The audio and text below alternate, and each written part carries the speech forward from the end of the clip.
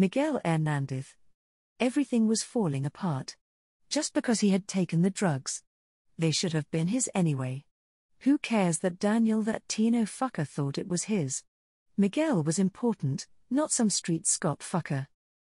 But now, despite having flatlined the gonk for refusing to do what Miguel wanted, everything was going wrong. The first attack had almost worked, if not for his bodyguard.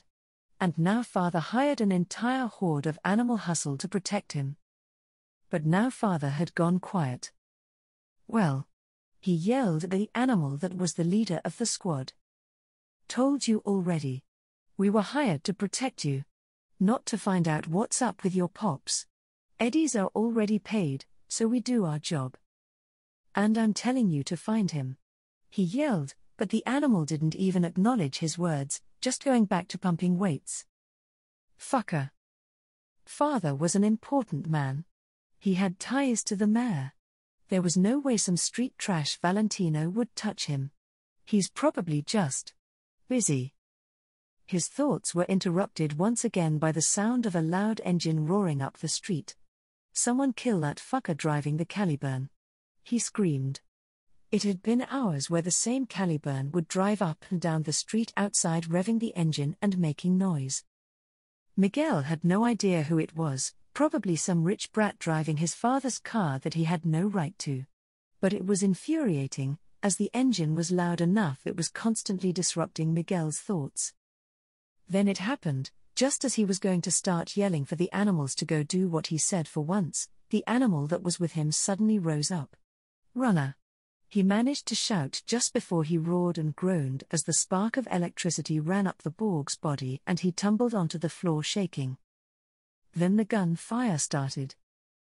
Adrenaline shot through him, and he reached for the engraved overture he had left on the table beside him, but it was gone. Nothing was on the table. Why, he was cut off as everything ended. Dash. Target eliminated. I confirmed into the group comm, and then turned. Overture raised. I dropped 2 rounds into the animal that was protecting the target. 250 XP gained. 750 XP gained. That animal was probably the leader then. I stepped over the bodies and left the room, entering in the mansion's massive open floor plan to see my team clearing up already. The sound of gunfire as they peppered twitching bodies coming out in short bursts. Well, that was easy. I walked past my team, and dug under a table to pull out the Tashikoma that was hiding there. Well, that had been pretty easy. Blinding and locking down the animals with short circuit, letting my team move in and kill them easily. Clear over here.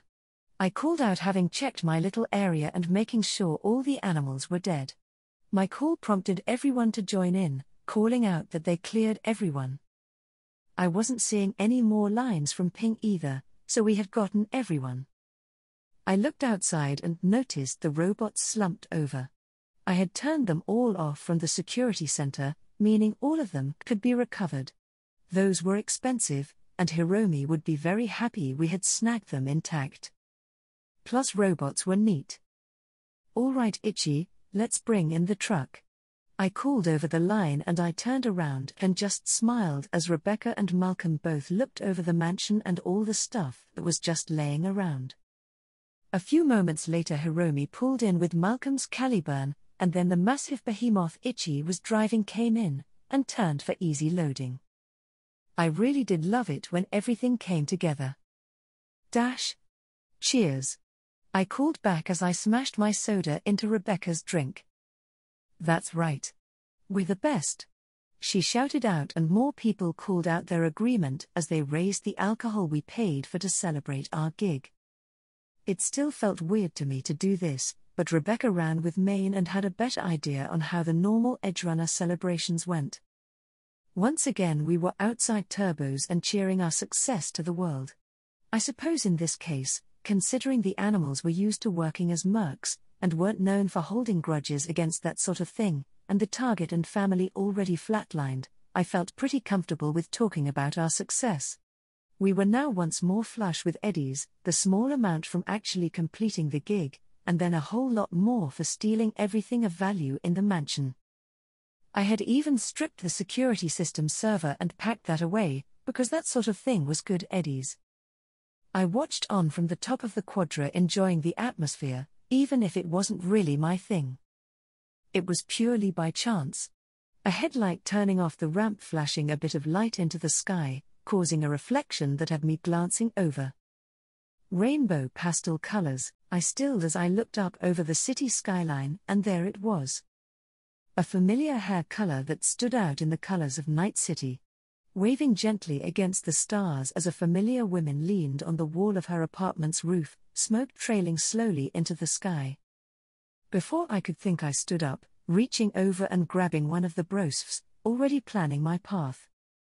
I raced up the street towards the familiar apartment complex, and then smiled as I started moving.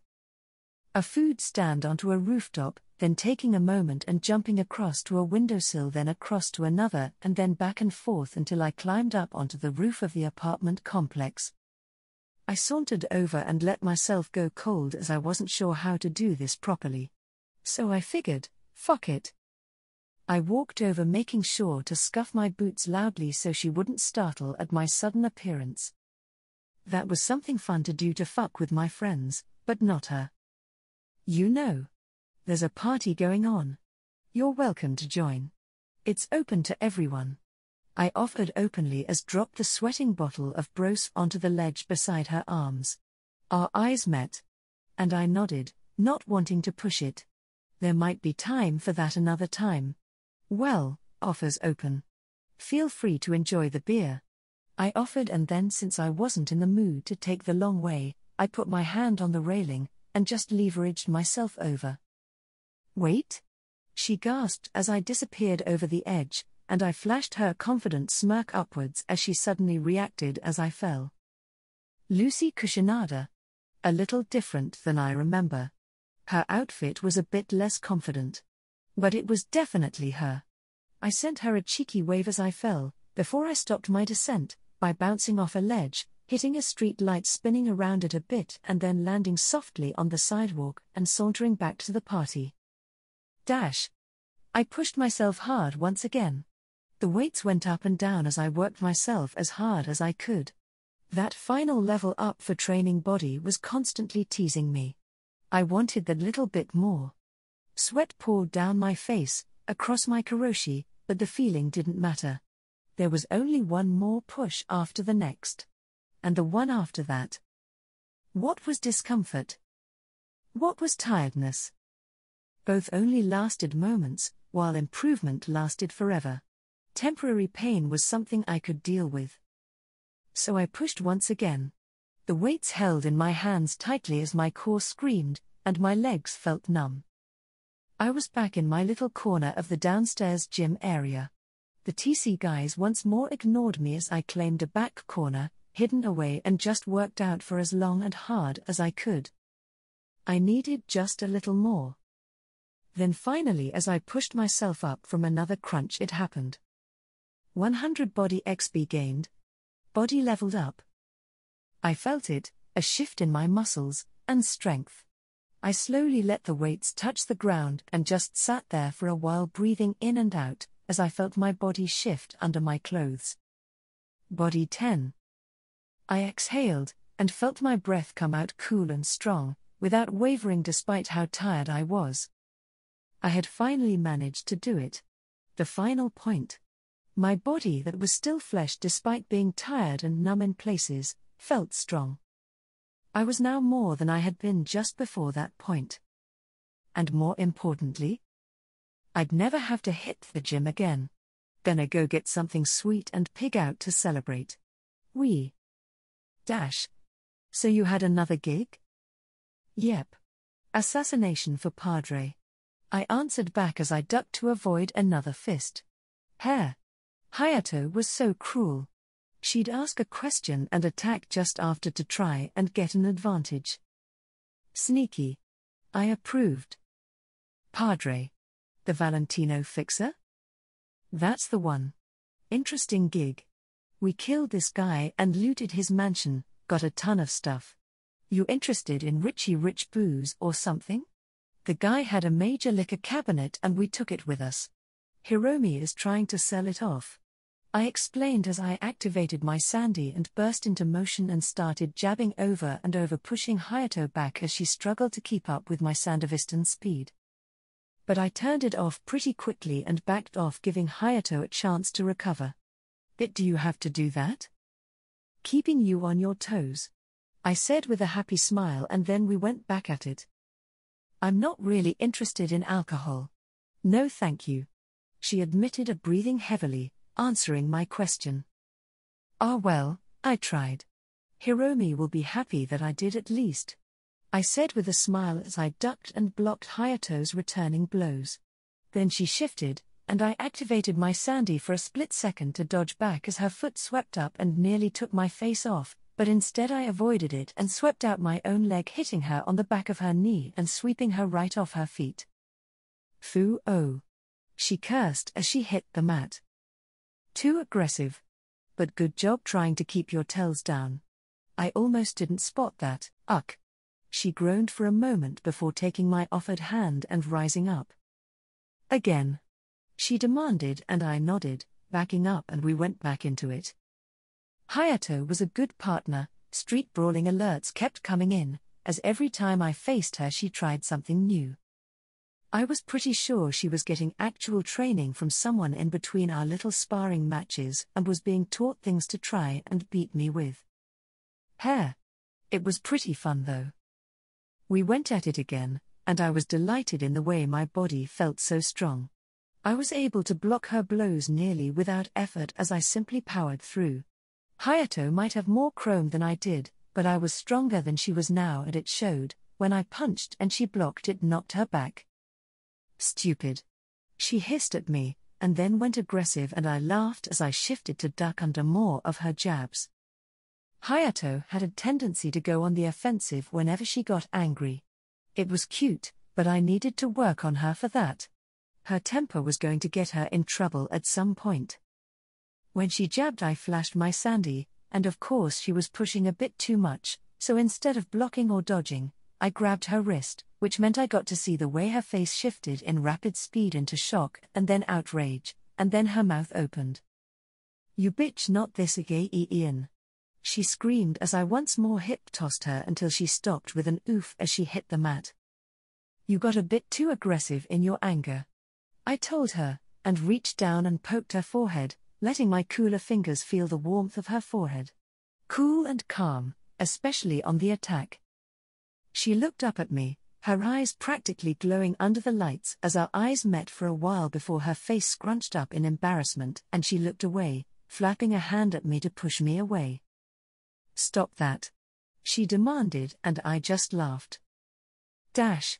Yo, I greeted, and looked over at the woman that had requested a meeting with me. Ghost. Glad you arrived. Vortex greeted me.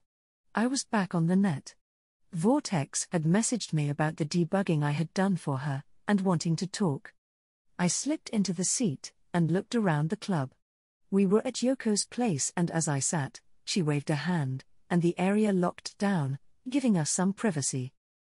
So, you fixed my code. Thanks for that. It was part of the deal. I answered back, and she nodded before getting serious. I need some more work done on the program. But I'll need to do some reveals about what it's for. So before we get started, I want to hire you. I offered in reply. The woman was sort of desperate and I wasn't sure I liked it. Frankly, the code was pretty obvious. It was an eddy skimmer. Take some eddies off the top of some sort of transaction system. I didn't know, and didn't want to know, and didn't want to get involved. That's the sort of crime that Core send hit squads after. Kill some of their guys? Take their money? Get ready for an apocalypse. Honestly, I don't know if I want to get involved. Hey, I get it. I'm not asking for a partner though. So as you know, I'm trying to make some eddies with it, so I'm not exactly flush, but I do have other things. I'm a programmer too. I have some code. I very pointedly didn't mention that her code was dogshit. But she got my disinterest. Listen. I got data you might find very interesting. I just need some more debugging help. I considered it. Honestly, I wasn't in a lot of danger even if I helped on this. And I could use more XP. Do you still want to derez demons? She asked suddenly, and at my interest she started smiling. I know of a server that's infested with old demons. It's safe-ish. As much as any server can be, but I checked it out myself. How about it? I'll give you the deets, in exchange, for the debugging. I offered again, and she seemed to realize that I wasn't all that interested. A random server full of demons? That could be seriously dangerous, and it might not even be as useful as just going into the Netrunner combat zone. On the server. Rumor is it has some interesting data. I found it but couldn't get through the architecture. The place is a bit of a mess. But it could be valuable. I sighed. Okay, fine. Give me the server address, and tell me what you know about it. And then tell me what your program is supposed to be skimming eddies off of. Casino machines. See, it'll skim an integer off the profits. I nodded. Well, it wasn't corp, but casino? That meant gang, which was bad in a different way. Whatever. Don't tell me any more, and just give me the code. I can figure out what you need. Are you dumb? I asked, looking over what she had done. What? This integer is way too high. Do you want whoever you are trying to steal from to notice instantly? Hell, with this, over just 100 transactions, you'd be taking like 1%. That's crazy. I'm trying to make something here. I looked at the code and realized that this woman was a moron. I was going to have to explain this like I was talking to a kid. You either have a large surge, or you have stealth. Pick one. I said, and she twitched. It's stealthy. There is no way, the casino you are stealing from isn't going to notice this much theft. You want to make eddies. Do it over a much longer period, and you'll be much safer. She didn't really answer, but I shrugged and started working. I poked at her code, pulled up a screen right there, and going to work. Altering numbers and values until I was satisfied. That's nothing. That's safe. But the input numbers are variable. If you want to be crazy and go higher, that's on you. I mumbled, as I continued cleaning up the code errors I was seeing. Talk about a bloated mess. Why are you deleting that? Because it's pointless and it's going to cause errors in the machines if I don't. I mumbled distractedly.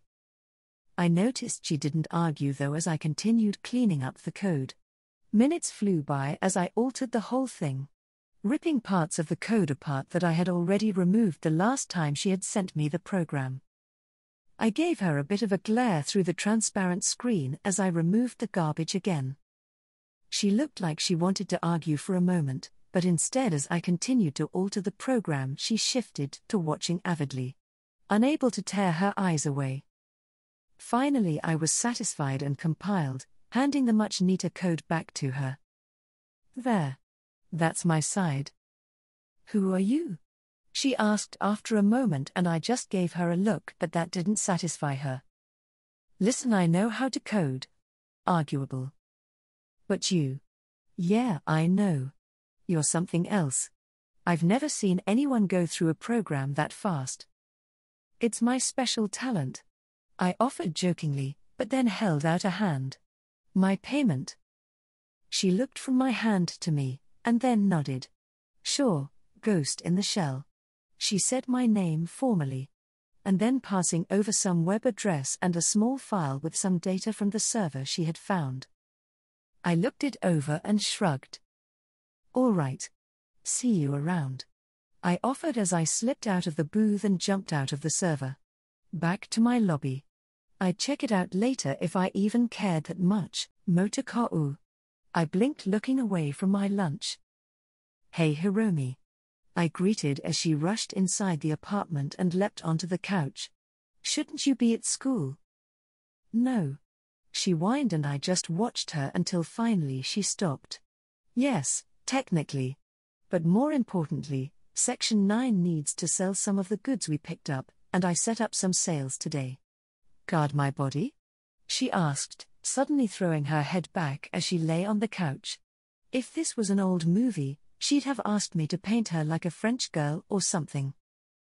Goof. I told her as I reached out and poked her nose, causing her to shift a bit more backwards and end up flat on her back. Let me finish my lunch. If you must. Itchy is downstairs in the truck.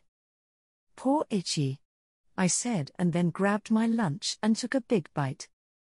I continued to eat as Hiromi lay on the couch looking up at me upside down, and it took until she reached out and poked my side that I realized she was focusing on something. Hiromi? I'm not ticklish, you know, I said as her fingers were exploring my side, showing no signs of stopping. Shush, Motoko. If you are going to make me wait, then I'm going to enjoy the view, she said, and I laughed at that, but she was pressing against my side with a look of something on her face. You could get muscles if you exercised too. Shush. She instantly hissed and then shook herself off as she sat. I don't think I could get those kind of muscles even if I worked out a lot, Motoko. Geez. What did you do to yourself? Yesterday was a big workout day, I said blandly, not giving anything away. I'm pretty satisfied though. Yeah, me too. Nothing. You done yet? Uck. I grumbled as I grabbed the remains of my food and started stuffing it down. Can't even enjoy my own lunch in peace. Dash. Should cover the entire purchase, Hiromi offered, smiling at the Tino gangsters. They looked over the array of junk we had laid out. Although Hiromi had called it valuable merchandise, it was stuff like entertainment systems and other electronics from the mansion. I was keeping an eye out as the bodyguard, but was fighting my own boredom as Hiromi worked. Just as I was thinking this entire thing was going to be boring, I noticed trouble. A vehicle, the low-riding V4 Alvarado, pulling into the parking lot, and then another pickup behind it. I instantly sent a call to Itchy, as I casually started scanning and preparing to breach into targets. I was still leaning against the van behind me, and I smirked as I felt the shift inside as the HMGs activated. The door was still up, but it would only take a moment. Hiromi. We have company, I called as the vehicles approached, and she went, still glancing at me, and I nodded, as I walked over beside her, and made sure she was in reach. I might need to pull her out of danger if this went bad. Out from the front vehicle jumped an obvious Tino. Gold and chrome on full display as he looked around, including at the stuff we had out for the gonks we were selling to look over. Well, ain't this interesting? He called out, and I knew from his tone this was going to be trouble. Good afternoon, Hiromi offered, chirping happily. We have plenty of things for sale. I hope you find something you like, she chirped, as if chocolate wouldn't melt in her mouth. But I was focused on the men getting out of the truck, a little too casually. Yeah? Chica, you think you have anything I want? Hell, you even know what I want? He asked, mocking, and I glared at his tone. Yeah, this wasn't good. Hiromi realized it too, as her smile shifted from fake saleswoman to a more serious stare. Then excuse me, I obviously misunderstood. What do you want? I want to know why a couple of chinks are on my turf with a shit ton of scop. He growled and kicked one of the bottles of booze we had been hawking. It shattered against the van after sailing past Hiromi, and suddenly the air stank of fruit and alcohol. And I realized this wasn't going well. We're leaving, I said, and stepped in front of Hiromi a bit, pushing her back towards the van. But the leader of this Tino group wasn't going to let that stand. The fuck you are? He pulled a Nova out of his jacket and pointed the revolver at us, and it was only because I had already started breaching into him that I was able to upload a weapon glitch. The moment he drew, my hands grabbed Hiromi and pulled her away, the only reason he didn't get a bullet immediately back. I continued to keep Hiromi behind me as I stared him down, realizing with pleasure he wasn't pulling the trigger yet. I went to work, uploading weapon glitches into the group as fast as I could, letting him have what he wanted. Time to monologue, you fucking chink bitches. You think you can come on down to our turf, and flash your scop, like you some high tower, clouds fucking dolls? He snapped, and it took me a moment to parse that I think he was calling Hiromi and I whores. Man, sometimes people just didn't make a lick of fucking sense. We work with Padre. Not sure what the problem is here. I offered, and Hiromi thankfully was remaining huddled behind me. Fucking Padre? The fuck you take me for? Some dumb cunt like you? I'm going to send a message to you chinks about coming out here. He scoffed, and it was only then that I heard it, that we all heard it. The click of his Nova failing to fire. So I reacted. I activated my Sandy, to give myself just a moment longer. I moved, doing everything I could in the short time I had with the Sandy active, continuing to hack as many of them as I could. I started to push Hiromi back and drew my boya, but I aborted it and instead grabbed Hiromi and leapt, pushing my body between hers and the gunman. While their leader's gun failed, where a few of the others' weapons failed to fire. Some of the others didn't have any such trouble. I had only gotten through about 80% of the group. I managed to just get around the van, when I heard the rear van doors open, and the cries of shock from the Tinos. I rushed, pushing Hiromi with me towards the cab.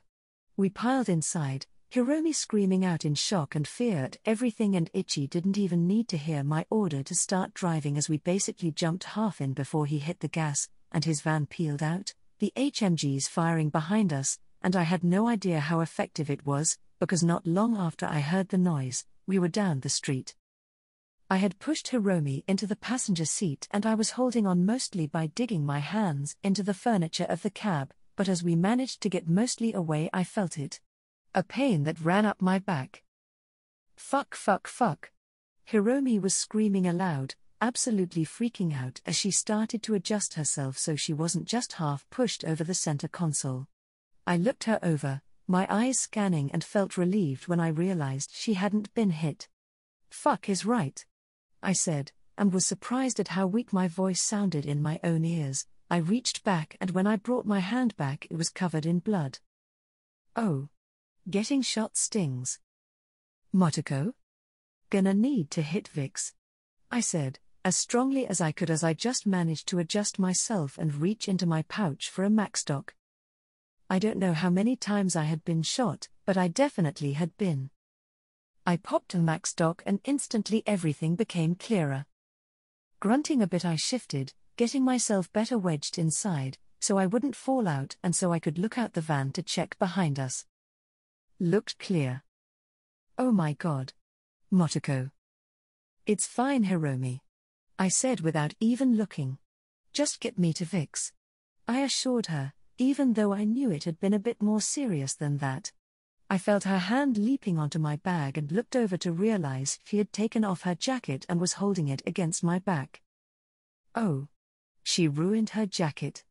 I didn't have any way to tell her I was fine, so instead I just flashed her a smile. Looks like they aren't chasing, I said towards Ichi, and I took in his pale face and white-knuckled grip on the steering wheel. Ichi, you okay? You didn't get hit, did you? I'm fine. My cab is armored, he said back, sounding frantic, and I relaxed a bit enough to close the door and lean back a bit into Hiromi. That sucked, I decided, and Hiromi gave a sound between a sob and an agreement all at once. Dash. She'll live, Vic assured Hiromi, who had been hovering since I climbed down the steps despite her fussing over me the whole time. He looked to me, then to Hiromi. Her subdermal caught it, and she didn't bleed that badly. She'll be fine. I've already given her some stuff to help heal it up. Vic's words finally seemed to get through and Hiromi slumped, and I stepped out of the section he had covered off with a curtain, already putting my jacket back on. Damn it. The bullet had gone right through my jacket and leotard. I'd have to fix that. Again. See? I'm fine, I said with a chipper smile. Motoko. Hiromi leapt at me, but came up short and sort of dithered, so I pulled her into a hug. I'm fine. Just a scratch. I told her, and looked past her shoulder to see Vic and mouth a thank you towards him. He nodded, and that was that. Now, we have something a bit more important than my scrapes to talk about, I said, and Hiromi pulled away looking like she was going to argue with me about downplaying my wounds, but she stopped when she saw my face. They die. I'm going to kill them. Every single one of them. I told her, and I noticed Vic looking back over in surprise at the tone of my voice. Yeah. They can't get away with this, she said, and I nodded. That's right. We'll need to hit my Netrunner cave. I need to know exactly who needs to die. Shitshoom, you all right? Malcolm asked, and there was something in his voice. I nodded and threw him a thumbs up. It was minor, and Itchy drove me to Vic's. I'm fine, Malcolm. Good, that's good. Don't worry me like that, he said, and I just nodded, because I could understand why Malcolm was twitchy about it. We were all gathering at the Netrunner cave, because of course I was going to have to do another dive. I dropped the to-go order of ramen on the table and dug in, as Malcolm greeted Itchy and Hiromi, checking in with everyone. I needed to eat, and then I was going to dive. As the broth hit my tongue, it let me think for a moment about what had just happened. Was it just a normal theft? My instincts said yes, but either way it wasn't acceptable. Those men and women that had jumped us were going to die, and it was going to be loud and obvious. Hiromi had nearly gotten shot, and I took it personally whenever I took a bullet. I got a response back from Padre.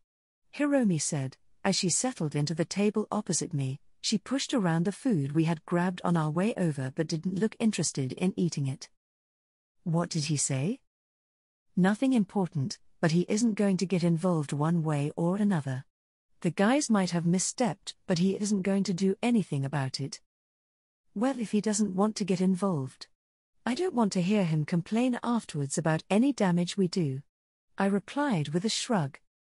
I want to pilot the Minotaur, she said suddenly, and I looked up at her in surprise. What? I know you, Motoko. You'll want to bring it along, but Itchy won't be driving it this time. I will, Hiromi said firmly. And there was a deadly edge to her voice. That's right. I might have been the one shot, but Hiromi had almost been shot, and she didn't handle that well. Sure. You have to tell Itchy though, I teased, but she just nodded without rising to my teasing. Fair enough. If Hiromi needed some safe revenge, then she would get it. All right, catch Rebecca up when she gets here. I'm going to jump into the net. Got it. Be safe, Hiromi whispered, and I just flashed her a confident smile as I walked over, settling in and putting on my Netrunner cap to keep my brain cool. Then I blinked and I was in my lobby. The room greeted me like usual, and I noticed the Tashikoma was still doing the learning tasks I had put them towards, so with that I jumped into the net itself. I remembered the area. The fact was there were plenty of shops in the area for me to get some camera perspectives from. I wasn't going to let these gonks get away. I'm back, I called out and stretched, folding over a bit to touch my toes with a grunt before rising up. Geez strings, should I start calling you Stretch? Rebecca asked, and I just laughed. What, you can't touch your toes? I asked innocently. Sure I can, but like hell I can bend myself in half like that, she grumbled, and I just laughed a bit.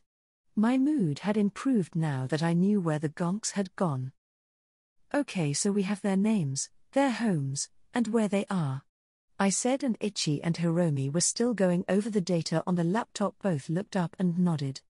Hiromi looked furious as she read over the information I had gathered. A bunch of overconfident dolts? This is what nearly. Hiromi trailed off, and I nodded. I didn't have the heart to explain to her that sometimes that's all it took. A single idiot with a gun can do a lot of damage. A bunch of dead men, I said instead, catching Hiromi's eyes as she nodded firmly. All right. We got the data, and we have the target. Let's lock in our plan here. I offered and everyone gathered around. The boys had an old abandoned shop they had taken over. At least the records didn't indicate anyone should be in there. I can't believe they took everything. Hiromi grumbled, and I shrugged. Looking at the video of the Tino, after shooting at us, picking up and taking everything we had come to sell. It's fine. It'll be our loot twice over.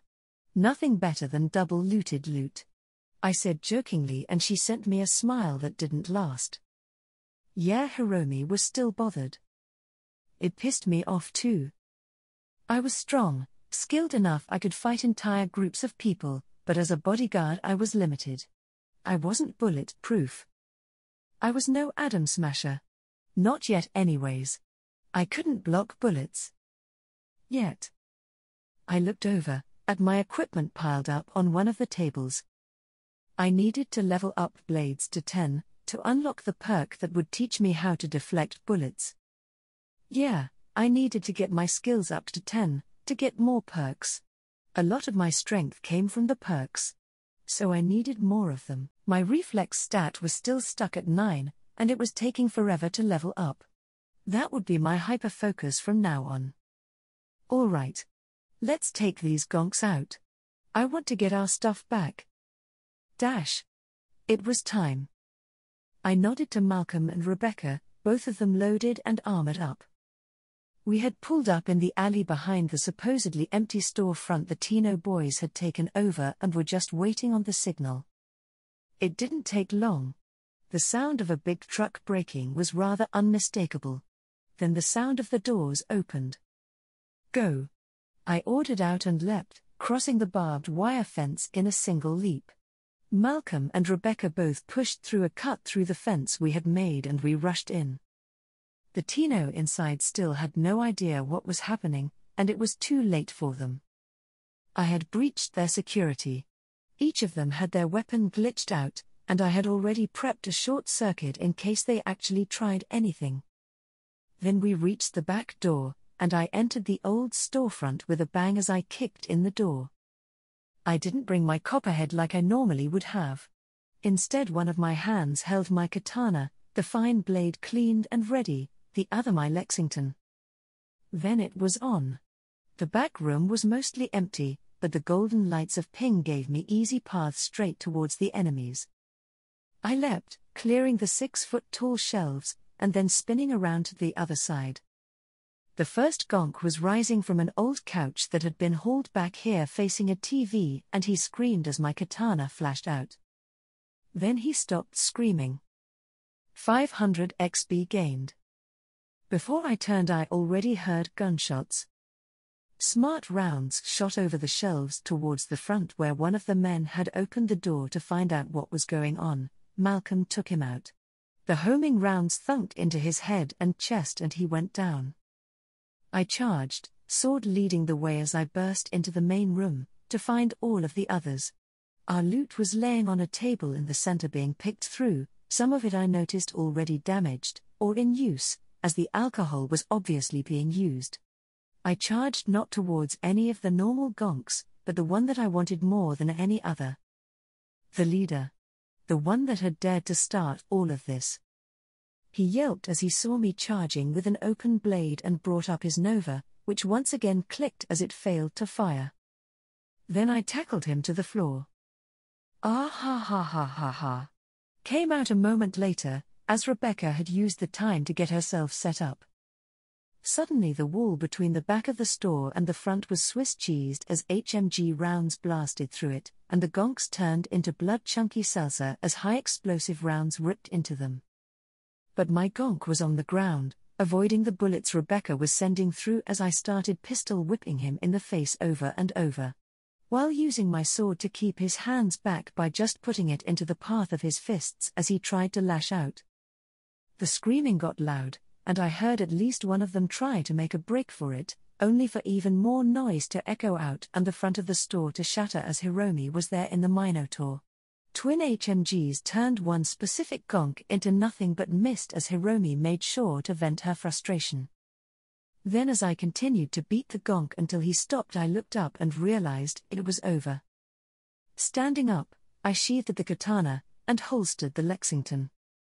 "Clear," I called out, and heard the repeated phrase from the back section of the store. I reached down to the still moaning gonk and grabbed him by his stupid overly product-filled hair and started dragging. Ignoring his moans of pain and cries as I dragged him out of the store through the broken front and right in front of the Minotaur. Hiromi looked down in the massive machine for a moment, and he blinked through his bruised face looking up into the face of a massive robot, and he raised his hands probably to plead for his life. Hiromi lifted a large heavy foot and stomped down. I winced, because that was going to take forever to clean out. "All right. Let's get looting," I called out, turning to Malcolm and Rebecca. Already plenty of Tino toughs were around looking at what was going on, but none seemed to want to approach. Which made sense. The behemoth moved closer, practically right up to the now broken windows as it opened up to allow everyone to start looting, while I walked over to the cab. "You good?" I whispered quietly to Hiromi, who was still controlling the Minotaur. "I'm good," she said firmly, none of the waver in her voice. "Thanks, Motoko." "Sure," I responded back as gently as I could. "Talk to me if you need to," I demanded, and then climbed back out and adjusted myself. Wiping a bit of blood off the front of my helmet, I looked over at the audience. I took a breath and then pulled off my helmet. Jerking my head a bit to settle my hair, I dropped the helmet on the ground and sauntered over to the watchers. I could see the surprise run through them as I approached. It didn't take long as I crossed the street before one of them stepped forward a bit more than the others. The leader. "This was personal business. Has nothing to do with the rest of you," I called out a bit loudly. "We won't give you any trouble, if you don't start any. You just walked in and killed some chooms on our turf. You think that's just gonna be dropped? It will. We took a job from Padre. Went above and beyond." I continued to speak loudly, and at the name drop faces shifted. Everything went nova. We flatlined his target, like requested. And grabbed some spare loot. We were selling it to a client. Normal shit, no trouble, everyone was going to walk home happy. Until these gonks showed up. They pulled iron. Shot at me and my chooms. I still have a bullet hole in my ass because of them. I got a few actual snorts of laughter from the boys at my joke, but then I went serious. "They died. All of them. Badly," I said, and the leader took a step back as my casual voice shifted into something sinister. "So take it as the gonks getting a direct lesson on not fucking with someone out of their league. Now, my chooms and I are going to clean up our stuff and get out of here. If we aren't bothered, it'll be quick. If we are bothered, we brought enough firepower that we won't be running." I think Hiromi in the Minotaur still stomping around gave my point rather direct connotations. A moment later the leader guy nodded. "I'll talk to Padre," he offered instead of any agreement. Not showing weakness, but not stepping on my toes. I nodded and just walked away. Thank fuck that worked. I didn't look forward to starting my own gang war today.